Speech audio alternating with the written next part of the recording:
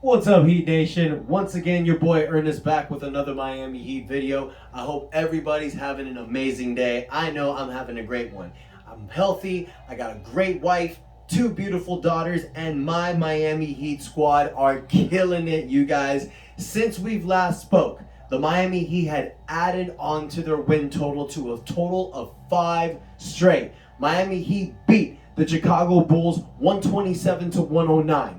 Then they beat the Toronto Raptors on a back-to-back on the road, 114-109 in a crucial game without Jimmy Butler, Gabe Vincent, and PJ Tucker. And just not too long ago, the Miami Heat smoked the Charlotte Hornets 144-115. They've won 5 straight, 3 road games against Boston, Chicago, and Toronto, all playoff teams. Miami Heat have solidified themselves as the best in the Eastern Conference. Now, I know records don't mean much to a lot of people, but it still does to me.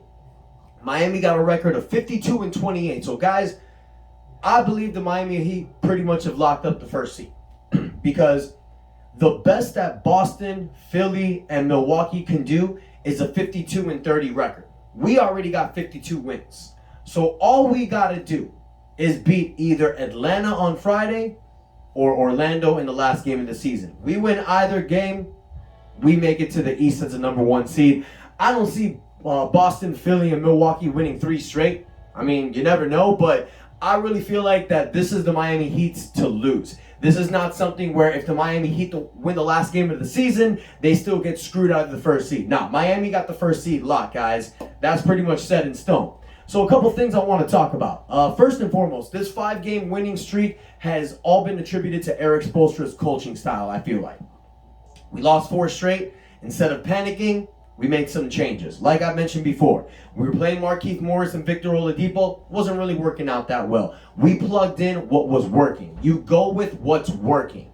Gabe Vincent, Max Strus, Caleb Martin. These are the guys that have helped you get to the first seed and stay with it when most of you guys were injured. So if it ain't broke, don't fix it. And that's what Miami has done. But a little tweak that they made, like I mentioned earlier, they got Max Strus in the starting lineup now, you guys.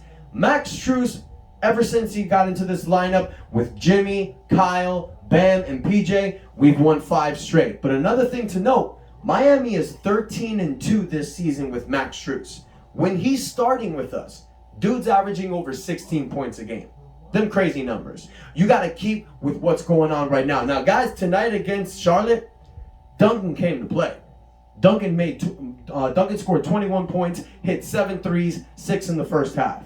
But I'm telling y'all right now, I think you go with the hot hand going into the playoffs. It's like I said in the last video, there's no reason that Duncan's going to be coming off the bench now if that's not what Spoelstra's going to be doing in the playoffs. So Spoelstra's going to go with the hot hand. I'm seeing he's using Max and Duncan the same way. So in the playoffs, I wouldn't be surprised if Duncan goes back in the starting lineup. It's whoever's hot.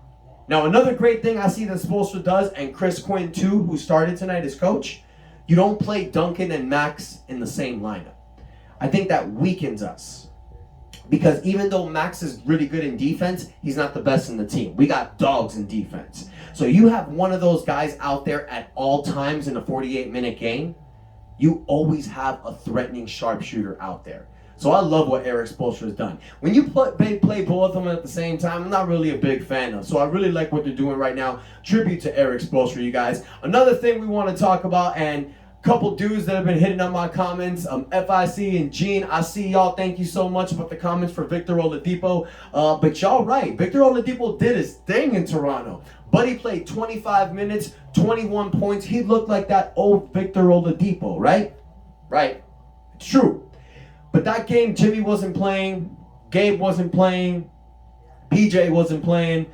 So I really think Spoelstra just kind of like said, okay, Victor, here's your shot, do it. Now, granted, my man stepped up and he played really good. But then I'm like, okay, let's see what he does tonight against Charlotte. My man got hit with a DNP, which means do not play.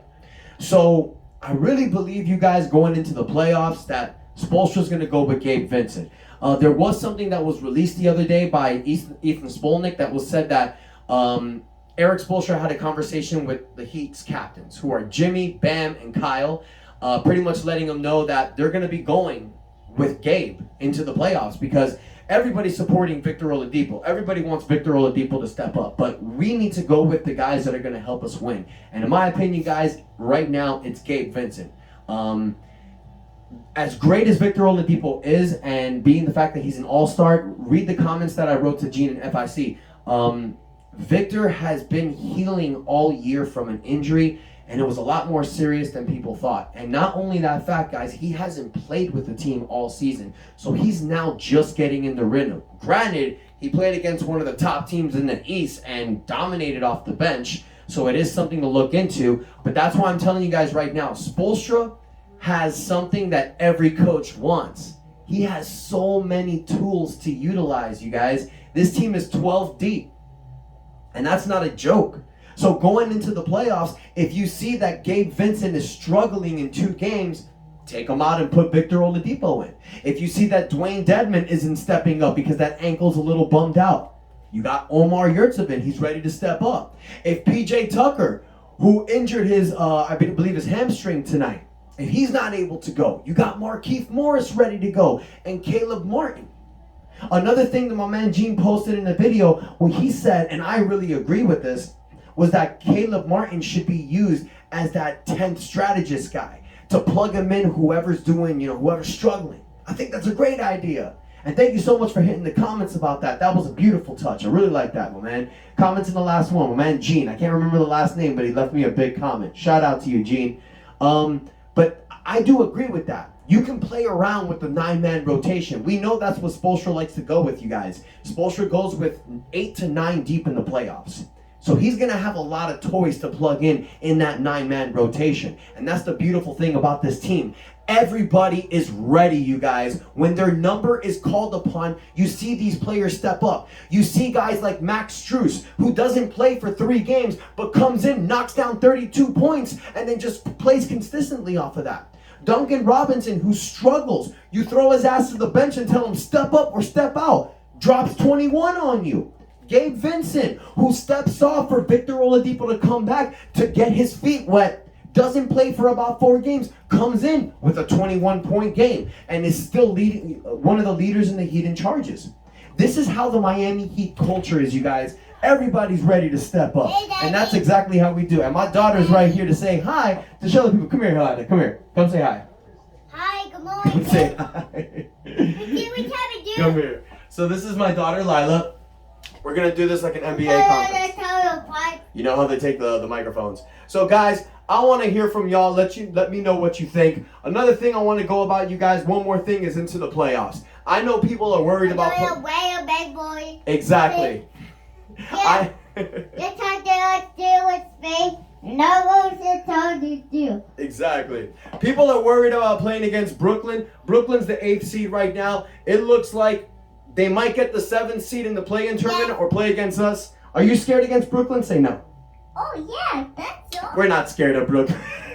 Guys, let me know what you think in the comments. Hit that like button, but most importantly, hit the subscribe button. Can you say subscribe? Hit the subscribe. Subscribe. Hey, good morning. Hey, guys, thank you so much for the support. Say bye-bye, Lyla. Bye. Have a great night. Have a good night. Later, you guys, and until next time, that's enough said. Take care.